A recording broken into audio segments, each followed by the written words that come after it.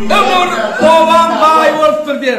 At keçal bay ova köp kömek edip garip kazarlara korkarçılığı edip yaşap öğrenmay. Bunun ovan çetine çıkıp depeye çıkıp ovan ters alıp oturdu. Oğulmanı ovan asıllı denanın Gülcan denanın suğa gelen bir baymına aşık olup göğünü edip ödünü maşgul edilmeye iyilin gepinin gururundan çekilip gamlayla batı oturan bayburun o kellesine kol fikir geldi diyor. Gel şu balcan canı Gülcan canı men balcanı beden nâlı olur kadim. Dımmılmanı öydene gelip çıkardı. Bay kol fikire geldi diyor. Oğlan keçal yaşullarını doğufyarlan ağabeyin kardeşlerini çağırıp maslahat etti. Maslahattan hem bayın gefiyerde almam hem mahul etti. Bayağı şeytine bir toy tuttu dem hedilet barağı çelkeye verir.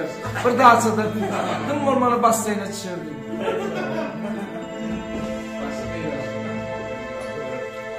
Bayın gefine hem mahul olasam. Bay garip bir yere sağ solu uğrat diyor. Garip bir yerine ama baydan sağ solup gezeyim karşı olup formuna diyor. İkilla bırağı oldu diyor. Baynama 7 gece günlük toy tuttu, at çaptırdı, göres tutturdu. Altın kahva attırdı. Kameranı kıtman ya. Altın kahva attırdı. Ay edilen rahat boz etti diye. Nerede sıkılıyordu o da. Selamünaleyküm. Ne toydum bayağı yaşlarımızın Türkmen nikahını kıydıranladı. Al bağlılarım bal yağacak olun, yağ yağacaksın iskidenler. Ağabeyim tövbeni sallı derim. Ballıydı yağlıydı. Balcan 12 yaş sağlamış. Kıylın yağına barmınımız meydan ok diye hop buruşta as oynamatıyor diye. İmo yerim. Gülcan neresi? Hava katir olmazsam.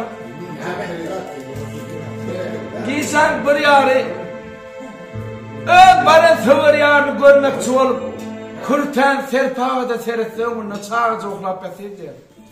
Vay bo. Benim bir aslanım çağırıcı överttilerdi Gülcan. Kahır gelip. Tüyünüme seyredip yıldızlara seyredip. 5 kelime seyreder oldu. Böyle bak. Ne mi diyor kalım? Şulaydı boş geçanın kaçanını mı da mı ya diyor kalım. Toylama toylasın.